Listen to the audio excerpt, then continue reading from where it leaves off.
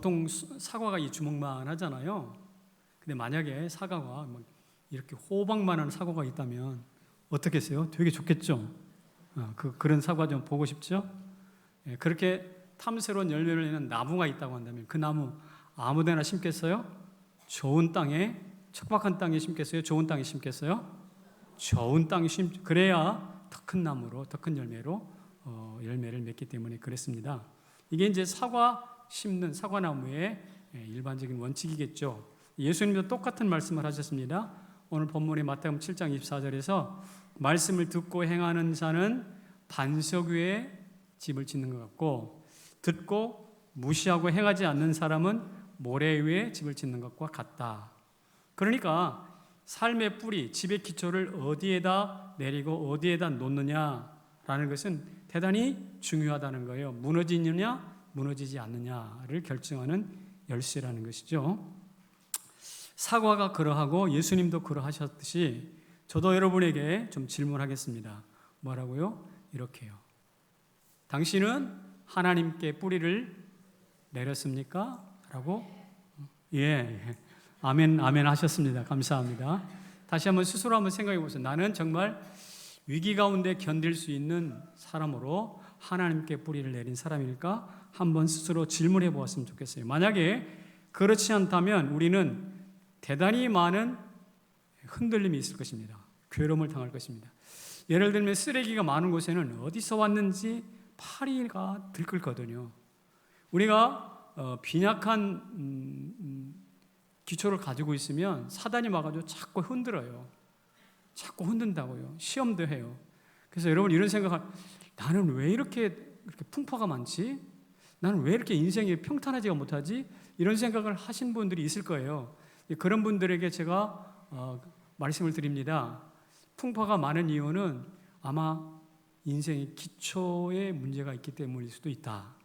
그래서 기초를 다시 한번 점검하라는 것입니다.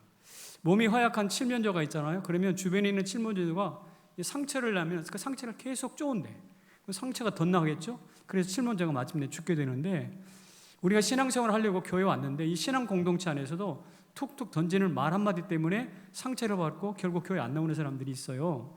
이건 왜 그러냐면 신앙의 뿌리를 기본 하나님께 내리는 일에 게을렀기 때문에 그런 결과를 가져오기도 합니다. 그래서 상처를 많이 받나요? 풍파가 많나요? 남의 하는 말 던지는 말에 마음이 굉장히 쓰립니까? 그러면 다시 한번 생각해 보시라고요. 내가 하나님께 뿌리를 제대로 내리고 있는지. 저는 신앙의 1세대입니다. 제가 우리 집에서 처음 예수를 믿었다는 말이죠. 그래서 제가 제일 부러운 게 뭐냐면 3대, 4대, 5대 증조 할아버지, 고조 할아버지부터 예수를 믿었다라고 하는 게 제일 부러워요. 진짜. 돈 있는 사람 안 부러워. 이쁜 사람 안 부러워. 고급 승용차 타면 안 부러워. 절대로 안 부러워. 그런데 막 할아버지 때 우리 할아버지가 예수를 믿었는데 그때 이런 일이 있었다 그러면 막 그렇게 부러운 거예요. 제가. 여러분 어떠세요? 그래도 돈? 저한테는 그렇습니다. 우리 한국에 한국 부자, 속담에 부자는 몇 대를 못 간다 그래요? 3대 못 간다 그러잖아요. 그러니까 그만큼 부침이 심하다는 것입니다. 그런데 하나님이 약속하신 복을 보면 몇 대를 가냐면 1000대를 간대요. 이건 거짓말 같기도 한데 1000대를 간대요. 한번 읽어볼까요? 성경 말씀 시작. 나를 사랑하고 내 계명을 지키는 자에게는 1000대까지 은혜를 베푸느니라. 맞죠? 몇 대까지? 1000대까지 은혜를 베풀어 주신다는 거예요. 그러니까 제가 볼 때 이 1000대의 복은 귀신이 못 줘요. 세상 권력자도 못 줘요. 그래봐야 몇십 년 사는 권력자가 어떻게 1000대를 주겠습니까? 1000대의 복을 주실 수 있는 분은 유일하게 역사 이래로 모든 창조물을 창조하시고 주관하시고 통치하시고 다스리시는 여호와 하나님 한 분만 줄 수 있는 복입니다. 맞습니까? 그래서 1000대의 복을 주시는 것은 1000대를 관통하면서 역사를 주관하시는 하나님만 주십니다. 그렇다면 3대도 못 가는 복 말고 3대도 못 가는 복 말고 1000대를 관통하는 복을 얻으려면 1000대를 통하여 우리를 통치하시는 하나님께 가야 되지 않겠습니까?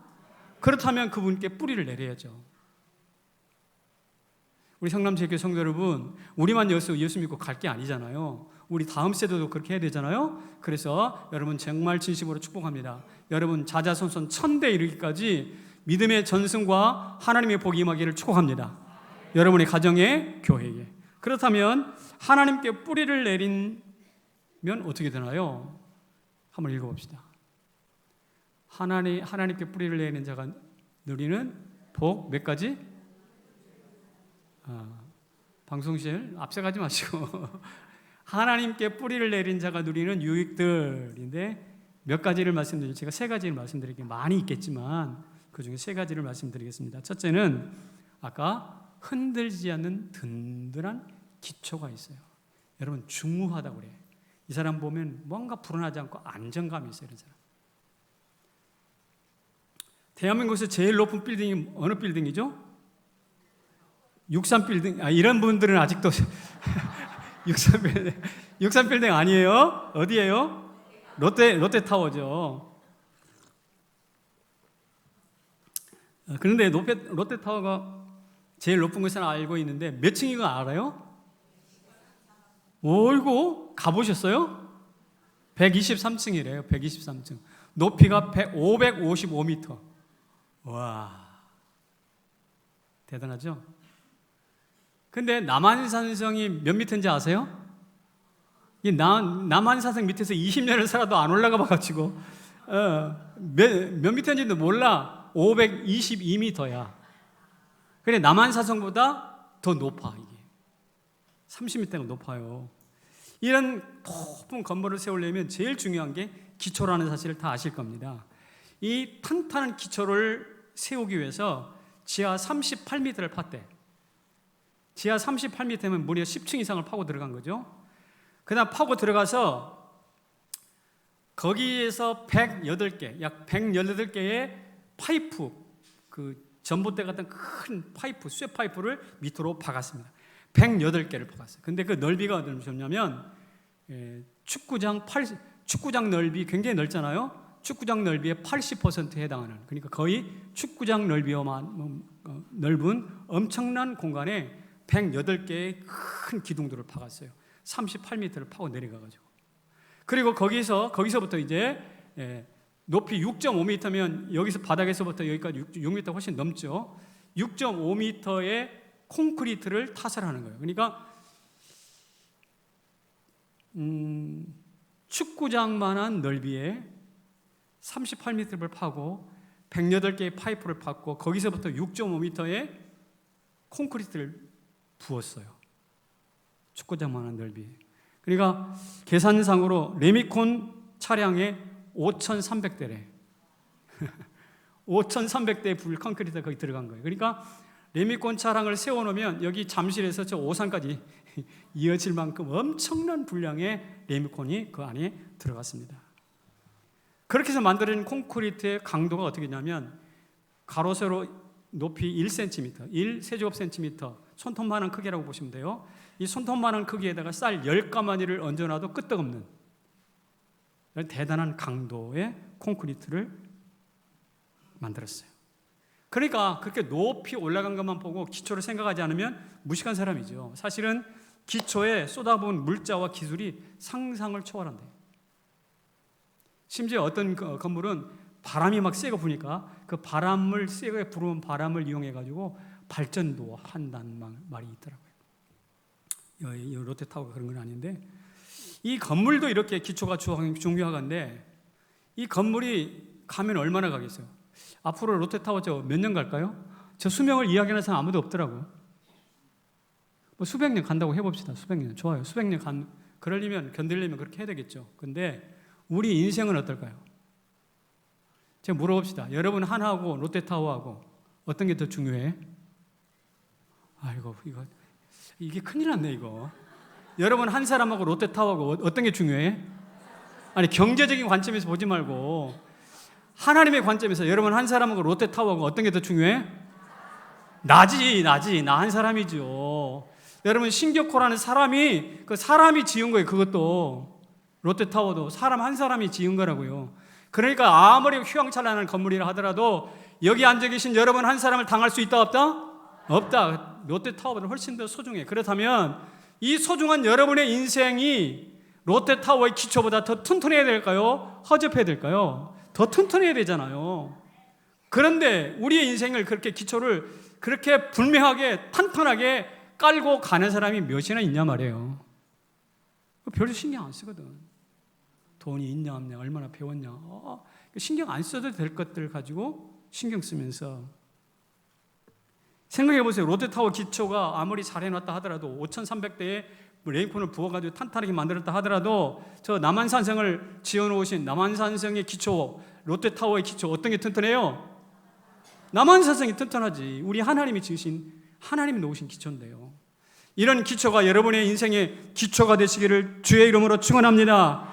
그래서 우리 하나님이 당부하시는 거 오늘 본문에서 뭐라고요? 내 말을 듣고 행하라. 내 말에 너의 인생의 기초를 놓아라. 뿌리를 내려라. 비가 내리고 창수가 나오고 바람이 불어도 무너진다? 안 무너진다? 안 무너진다. 안 무너진다. 우리 주님이 이렇게 말씀하시는 거죠. 그러면 하나님께 뿌리를 내리면 어떻게 될까? 시편 46편에 이렇게 말씀해 놓으셨습니다. 같이 읽습니다. 하나님이 그 성중에 계심에 성이 흔들리지 아니할 것이라. 하나님이 새벽에 도우시리로다. 하나님이 그 성중에 계심에 성이 어때요? 흔들리지 않는데요. 똑같이 하나님이 여러분 중에 계심에 여러분들이 흔들릴까 안 흔들릴까? 안 흔들려. 똑같은 원리예요.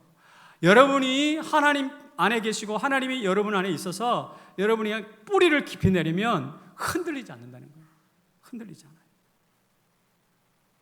그런데 흔들리지 않는다라고 말해놓고 그 뒤에다가 무슨 말씀을 덧붙였냐면 하나님이 새벽에 도우시리로다 그랬어요. 왜 뜬금없이 새벽에 도운다고 그럴까? 새벽에 도우시려면 대낮에 도와주셔야지. 왜 새벽에 도우실까? 지금 문맥이 좀 잘 어울리지 않는 것 같잖아요. 아까 읽었던 말씀이 뜻이 있어요. 하나님이 우리를 흔들리지 않기 위해서 도우시는데 언제 도우시는가 하면 새벽이에요. 새벽이 뭐냐면 우리는 하루의 길이를 해 뜨고 나면 또 다음날 해 뜨고 이런 식으로 계산하는데 유대인들은 해 지는 데부터 시작해서 다음날 해 질 때까지가 하루예요. 에? 그러면 그 중 가운데가 어디예요? 가운데 새벽이거든.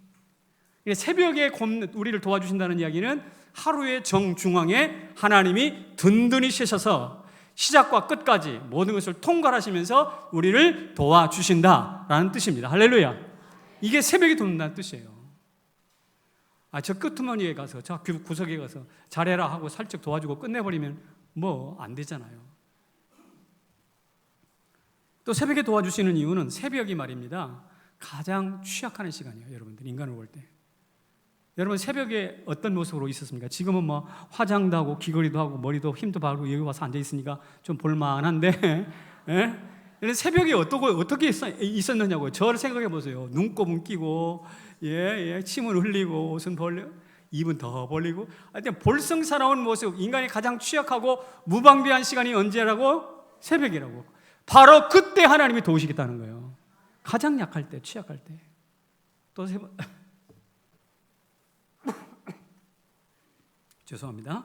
새벽은 언제냐면 하루를 준비하는 데요. 시작하는 데요. 그러니까 부지런한 농부는 새벽에 일어나서 농기계를 만지잖아요. 준비하잖아요. 그런 것처럼 우리가 하루를 살 때 우리 하루를 시작하는 그 시간에 잘 준비하도록 하나님 우리를 도우신대요. 자, 정중앙에 서서 도우시고 가장 약할 때 도우시고 시작할 때 도와주시는 하나님이시라고 한다면 그 하나님이 우리를 함께 하신다면 우리가 그분에게 뿌리 내렸을 때 흔들려요? 안 흔들려요? 안 흔들려요. 걱정할 필요 있어요? 없어요? 없어요. 그래서 오늘 20편 46편이 말씀을 하시는 겁니다. 성경의 기자들은 이런 하나님의 마음을 알기 때문에 저 히브리서 기자가 이렇게 아주 단도직입적으로 이야기를 했습니다. 그러므로 시작. 그러므로 우리가 흔들리지 않는 나라를 받았은즉 은혜를 받자 경건함과 두려움으로 하나님을 섬길지니. 우리가 받은 나라가 어떤 나라예요? 흔들리지 않는 나라래. 흔들리지 않는 나라. 저는 요사이 속이 상해 죽겠어요. 생각해 보세요. 아베 생긴 것도 좀 얍삭하게 생겨가지고 이 아베 때문에 아베 몇 마디의 말에 온 언론들이 들썩들썩해. 트럼프 속상해요. 아니 미군 왔으면 왔지 6배까지 뭐야 도대체. 시진핑이 웃고 웃는 모습에 우리나라 온 언론의 그 관심이 거기 다 있어. 우리나라는 이 시진핑과 북한의 김정은이 포 쏘면 전부 다 난리가 나고 국방부 장관 불려가가지고 야단 맞고 별짓을 다 해. 왜 이렇게 우리나라는 시진핑이 흔들리고 아베이 흔들리고 트럼프에 흔들리고 김정은이 흔들리냐고. 세상에 제일 위험한 나라가 우리나라 같아. 나 이런 나라 되게 싫어요. 여러분 안 그래요? 우리나라 흔들리지 않는 나라 됐으면 좋겠다고요. 그런 나라 되기를 소망합니다. 그런데 가능성이 있어요. 우리가 예수 믿기 시작하면서부터 우리나라가 점점 강해지고 있어 지금. 100년, 130년이 기독교 들어왔는데 그 이후로 우리나라가 점점점 요동치다가 점점 덜 흔들리는 나라가 됐습니다. 할렐루야. 근데 믿음의 눈을 뜨고 보면 우리는 이미 흔들리지 않는 나라를 받았다 안 받았다? 받았다는 거예요. 히브리서 기자의 이야기입니다. 이것을 믿으시기 바랍니다. 단 조건이 있어요. 하나님께 뿌리를 내릴 때. 안 내리면 꽝 여전히 흔들리겠죠.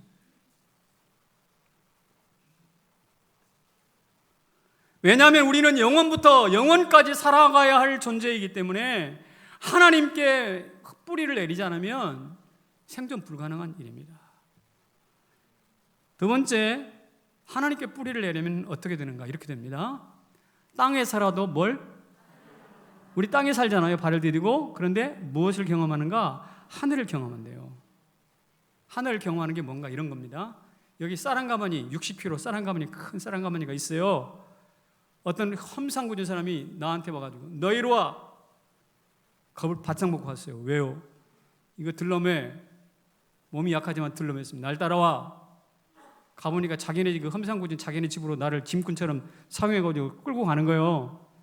내가 힘이 약해서 그러지 이게 힘만 강하다면 한판 붙을 텐데 그렇지 못하고 그 위세에 눌려가지고 그 쌀 한 가마를 짊어지고 하면서 속으로 하나님 내가 저 못된 인간 만들어가지고 인생이 참 초라합니다. 하나님 뭐 하십니까? 저 인간은 빨리 붙잡아가지 않고 막 이러면서 속으로 두런두런하고 궁시렁거리면서 그것을 짊어지고 하겠죠. 그 걸어가는 발걸음이 가벼울까요? 무거울까요? 무겁죠. 이따위가 있어. 그러면서 내가 이 인간 잘못 만나서 인생 망치겠다 이런 마음으로 터덜터덜 걸어갈 것입니다. 그런데 반대로 쌀 가마니가 거기 있는데 어떤 사람이 와가지고 당신 집에 요새 밥도 끼니도 어렵지? 이 쌀 한 가마니 가져가서 자식들 좀 뜨겁게 따뜻한 밥에 해서 먹여봐. 가족들 좀 끄덕게 먹어봐. 떡도 해먹고. 누가 그렇게 말을 했다고 합시다. 그 쌀 한 가마니 짊어지고 집으로 가는 발걸음이 무거울까 가벼울까? 어떻게 알아? 해보면 알지. 배고픈 시절에 보리고개 시절에 쌀 한 가마니를 짊어지고 집으로 달려가는 그 가장의 마음 발걸음만 생각해 보시라고. 얼마나 구름에 달가듯이 가겠어요. 기쁘게 달려가는 거 아닙니까? 똑같은 쌀 한 가마니인데 어때는 터덜터덜이고 어느 때는 달려간다니까. 이게 무엇입니까? 물리적으로 쌀 한 가마니는 똑같지만 그러나 내가 누리는 천국이 있느냐 없느냐에 따라서 무게가 달라져요. 우리 안에 하나님의 말씀이 여러분들을 그렇게 다스리고 통치할 수 있기를 주의 이름으로 축원합니다. 오영실이라는 KBS 아나운서가 있더만요. 이분이 어느 날 아이를 데리고 어디 놀러를 갔다가 아이를 잃어버렸대. 여러분 놀이공원 같은 거 가끔 그럴 수 있잖아요. 애가 어디로 갑자기 사라져버린 거예요. 그러니까 엄마가 아이 잊어버리면 그때부터 머리가 쭉 펴서지 않습니까? 정신이 실성한 사람으로 막 동네를 찾아다니는데 애가 안 보이는 거예요. 그러니까 눈물이 막 줄줄줄 흐르고 얘야 누구야 얘 어디 갔어? 저쪽에서 어린애만 나타나면 우리 애인 줄 알고 막 눈이 이렇게 또 쳐다보는데 아니야. 여기도 아니야. 실상에서 돌아다니는데 저녁이 돼도 안 보이는 겁니다. 저녁이 늦은 밤. 결국은 아주 늦은 밤에 경찰서에서 찾았어. 너무나 감사하잖아. 너무나 다행이잖아. 이 인간이 어디 가가지고 시궁창에 빠졌나 아니면 교통사고 났나 누가 납치를 해갔나 별 생각이 다 들 텐데 아이를 만났습니다. 그 어린 아이를 밤에 등에다 업고 집으로 돌아오는데 그 발걸음이 가벼울까 무거울까? 그것도 엄마의 마음이니까 가벼워. 하나님 다시 내 자식 우리 집에 보내주셔서 감사합니다.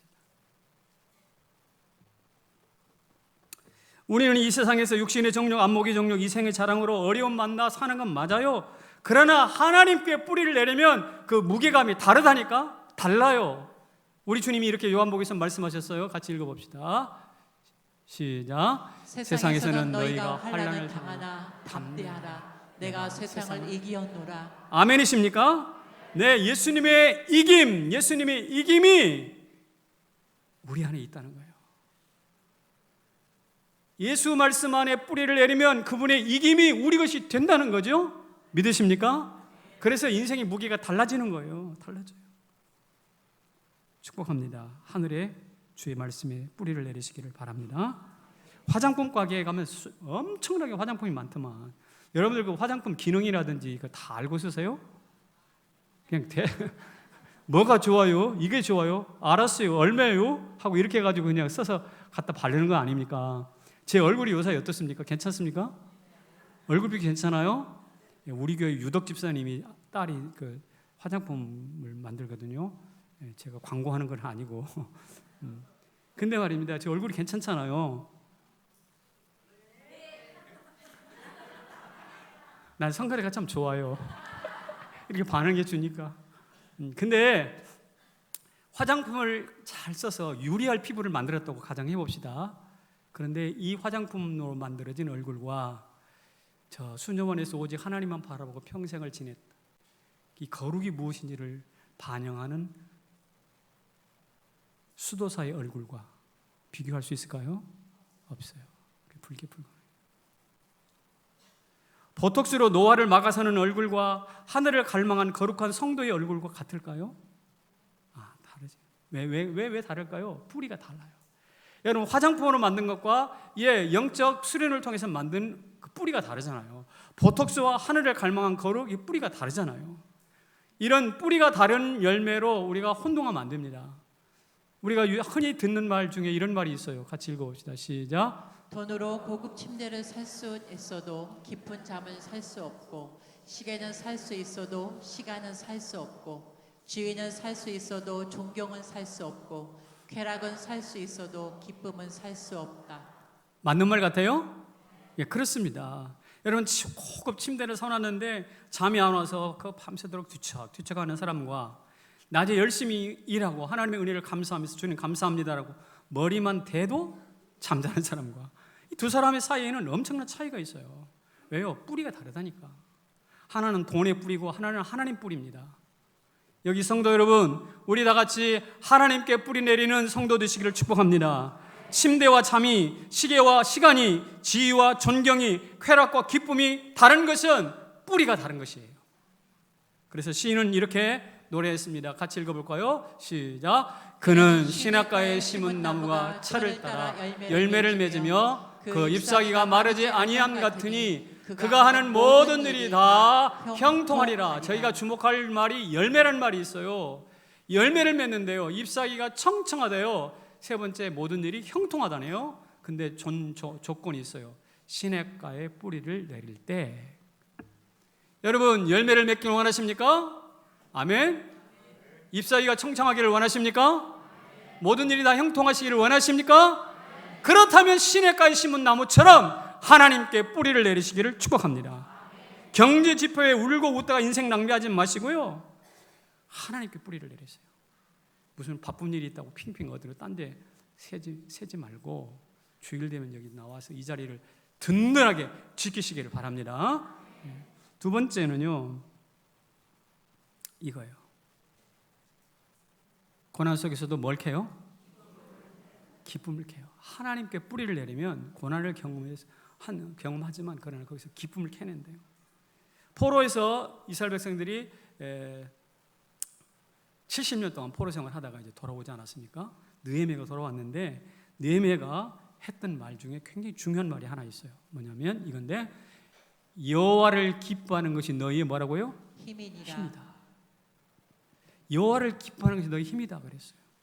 아마도 느헤미야는 대단히 바쁘고 지친 시간을 보냈을 것 같아요. 왜냐하면 총독으로 왔으니까 얼마나 할 일이 많습니까? 적들이 찾아와가지고 흔들려고 하죠. 방어를 해야 됩니다. 예루살렘의 성을 수축을 해야 되니까 많은 물자를 또 모아야 되겠죠.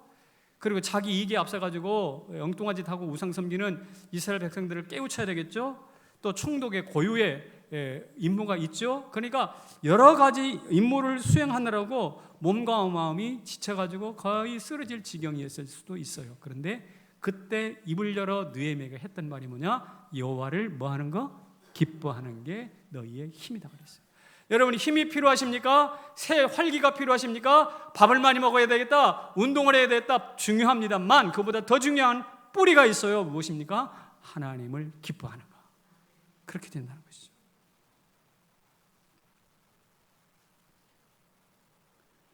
여러분, 금덩이 길 가다 보면 금덩이가 있어요 없어요? 금이 있어요 없어요? 보여요 안 보여요? 안 보여요. 근데 이 세상에 금은 존재합니까 안 합니까? 하죠. 존재하죠. 그러니까 여러분 여기 하고 있잖아. 지금 여기 하고 있잖아요. 여기. 그런데 사실 금을 만나려면 어떻게 되는가? 땅을 파고 돌을 캐내고 그것을 부수고 그리고 재련을 하고 그렇게 해가지고 요만한 금덩이를 만들어내는 거잖아요. 근데 금은 줍는 게 아니라 뭐 하는가? 캐는 거예요. 그처럼 기쁨도 우리가 인생을 살아가면서 말입니다. 이런저런 고통을 당하는 인생 가운데서 기쁨이 없어 보여요. 기쁨도 줍는 게 아니라 기쁨도 캐내는 거라니까. 그렇습니다. 기쁨도 캐내는 것이에요. 사도 바울이 그래서 항상 기뻐하라 라는 이야기는 기쁨을 주서라 이런 뜻이 아니라 기쁨을 눈에 불을 켜고 캐라 이런 뜻입니다. 눈에 불을 켜고 캐내라.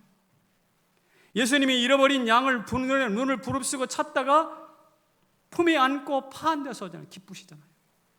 하나님이 인간을 만드시고 보시기 심히 좋았다고 했습니다. 이 좋다라는 말이 토브라는 뜻은 알고 계시죠? 이 좋다, 토브라는 원래의 뜻은 뭐냐? 기쁨이라는 뜻이에요.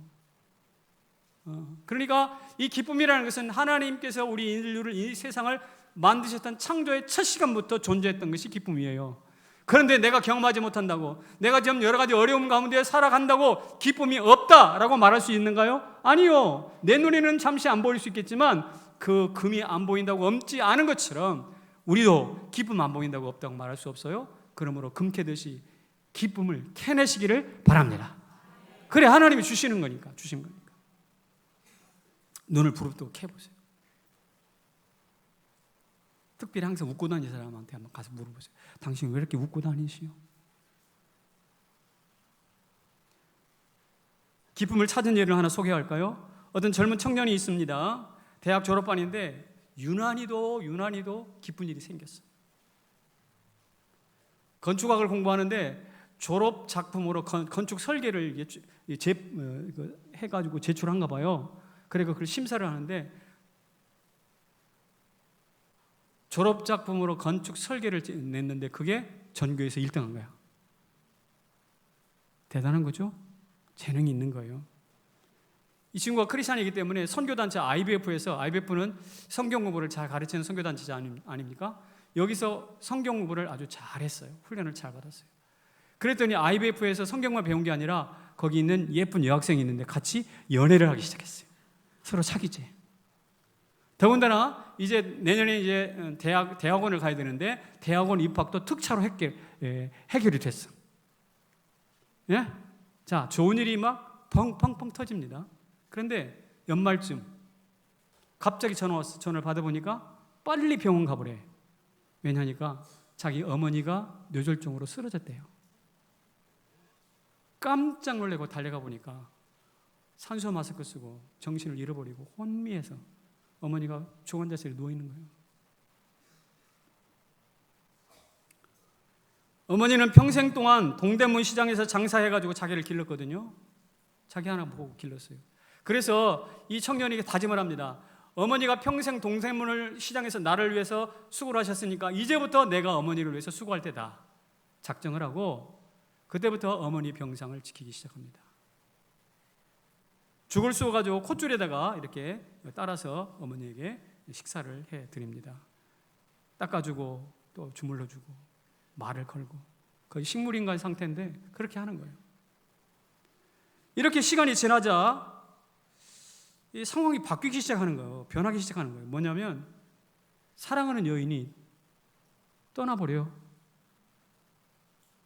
뭔 말인지 알겠죠? 이 남자하고 같이 살면 미래가 별로 없을 것 같아. 노상 엄마 침상에서 엄마 병상에서 뱅뱅 돌고 떠나지도 않고 이런 남자 내가 믿어도 될까? 뭐 이런 생각이 있었던가 보죠. 여인이 떠나가 버렸어요. 건축학에 1등 했대잖아요. 근데 그것도 출근하지 않으니까 쓸 수가 없어.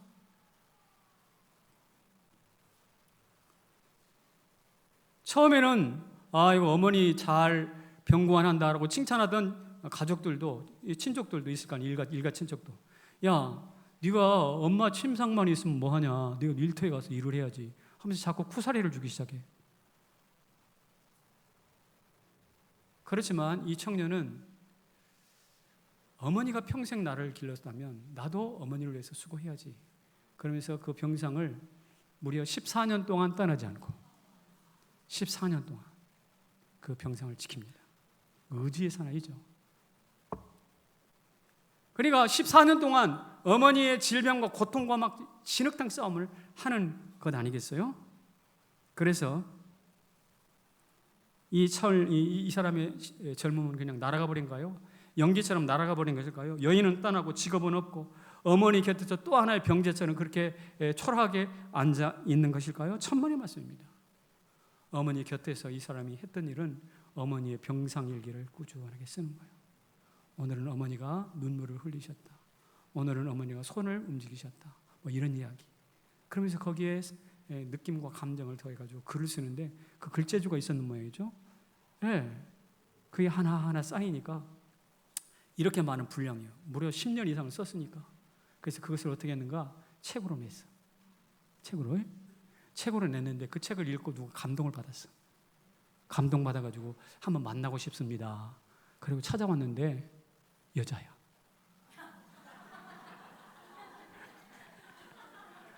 근데 이 사람이 만나고 참 좋습니다 하고 가버린 게 아니라 내가 도와드릴 것 없나요? 그러다가 결혼하재. 무슨 소리인지 알겠어요? 아내가 되어줍니다. 그리고 자식을 낳았어요. 그래서 이 사람은 지금 무슨 출판사를 운영하는 작가, 에세이 작가가 됐어. 그러니까 지난 14년 동안 너 왜 이렇게 엄마 병상만 지키고 직장에 나가야지 이게 뭐야 남자가 라고 쿠사리를 주었던 사람도 이제는 어떻게 돼요? 그런 말 못해요. 왜? 어머니 병상, 고통의 현장인 병상에서 건져내고 캐냈던 기쁨이기 때문에, 은혜이기 때문에.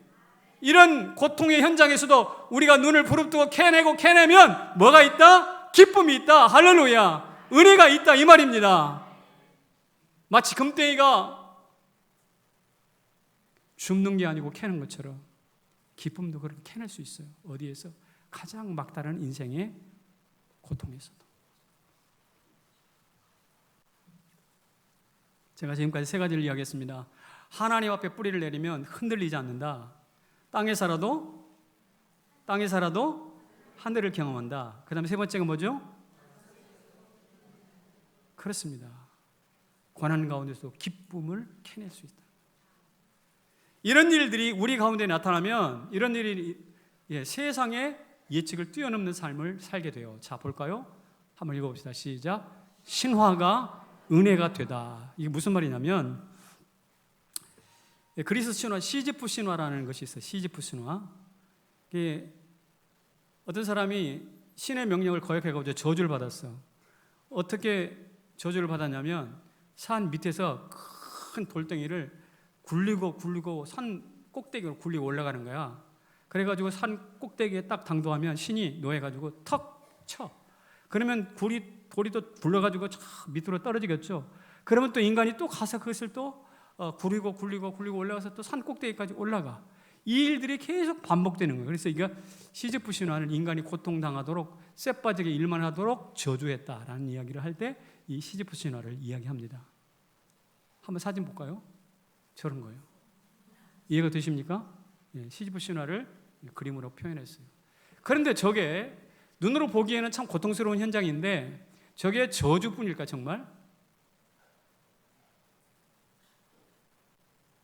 답변해 보세요. 저주뿐일까 저게? 제가 볼 땐 그렇지 않습니다. 저게 저주뿐이 아니에요. 만약에 한번 잘 보세요. 저 비탈이 하나님의 품 안이라고 생각해 보시면 어떨까요? 만약에 저 비탈길이 하나님의 품 안의 한 장소라고 하면 어떡하냐? 아마 좀 생각이 달라지지 않겠어요? 저게 힘든 노동이 아니라 즐거운 놀이라면 어떨까요? 즐거운 놀이. 여러분 공깃돌 가지고 공기놀이 하잖아요. 그러하듯이 우리가 저것을 놀이라고 생각하면 어떨까요? 아니면 조각가가 돌을 깎아가지고 조각을 만들잖아요. 그런 것처럼 조각가가 돌과 씨름하는 예술 행위라고 생각하면 어떨까요? 더군다나 그 돌덩이를 하나님께서 직접 나와 함께 숨을 몰아쉬면서 그 돌덩이를 밀어 올리고 그 돌덩이 밑에다가 하나님의 어깨를 뒷내주고 힘내라 나를 격려하고 계시다면 어떨까요? 그럼에도 불구하고 저 비탈길이 저주일까요? 그렇지 않습니다. 그렇잖아요. 그림 하나 보여주세요. 저런 거예요. 나는 밑에서 힘들는데 나 혼자만이 아니라 누군가가 뒤에서 뭐 하고 계셔요? 손가락으로 하나님이 우리를 밀어 올려주고 계시다고 한다면 저것이 정말 저주스러운 현장이 아니라 저것이야말로 하나님의 은혜를 경험하고 하나님의 전능의 손가락을 만날 수 있는 축복의 현장이거든. 할렐루야. 그러니까 시지프 신화를 통해서 인간이 이렇게 저주받아 고생만 하게 만들어 놨다라고 세상 사람들이 말을 했는데 알고 보니까 그렇잖아요. 저 그림을 하나로 딱 묶어놓으면 그게 바로 십자가예요. 예수님이 우리의 무거운 죄짐을 짊어지시고 골고다 언덕을 올라가셨잖아요. 산등성에 올라가듯이 올라가서 거기에서 뭐라고 말씀하셨어요? 다 이루었다고 말씀하셨잖아요. 그러므로 저 그림 자체는 고통스러워 보이지만 십자가에 막 못 박히는 것은 고통 자체이겠지만 그러나 그로 인하여 하나님의 은혜가 우리가 임한 거다. 십자가 짜장스럽습니까? 십자가 저주입니까? 그렇지 않잖아요. 그 속에 구원의 신비가 심어 있습니다. 그래도 목사님 그게 고통인데 한 번도 아니고 자꾸 반복된다는 것 그거 좀 그래 싫습니다. 반복되는 것 계속 고통이 오면 반복해서 싫다고요? 그러면 왜 밥은 3끼나 먹어 하루에? 왜 밥은 3끼나 먹냐고. 그리고 잠은 하루 종일 안 자면 안 돼? 하루 안 자고 잠을 하면 당장 여기 와서 존다니까. 지금 안 자. 주무시는 분이 지난밤에 잠 못 주무시는 분일 것인데 여러분 매일 먹는 하루 3끼를 왜 먹어야 돼? 반복적으로. 왜 매일같이 잠을 자야 돼? 반복적으로. 왜냐하면 반복이 중요하니까 그런 거예요. 반복 속에도요 지겨움만이 있는 게 아니라 반복 속에 은혜가 있다니까요. 여러분이 매주마다 여기 왜 와? 한 일주일에 한 달에 한 번씩이나 1년에 한 2번씩 먹으면 되지. 크리스마스 때나 뭐 이럴 때 송구영신 예배 여기 매주마다 오는 이유가 뭐냐고요? 반복이 중요하다는 뜻이라니까요. 할렐루야. 반복이 중요한 거예요. 반복이.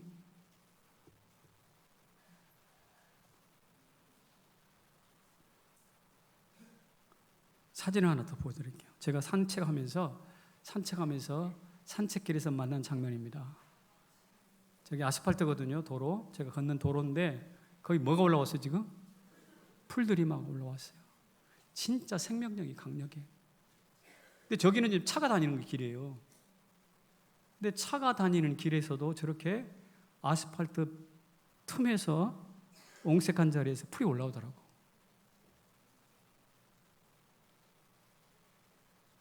차가 깔고 밀어버리지 않았어요. 그러니까 그 아스팔트 길 위에서도 위험한 길에서도 사는 방법이 있다 없다? 있다라는 거예요. 근데 또 하나 그림이 있습니다.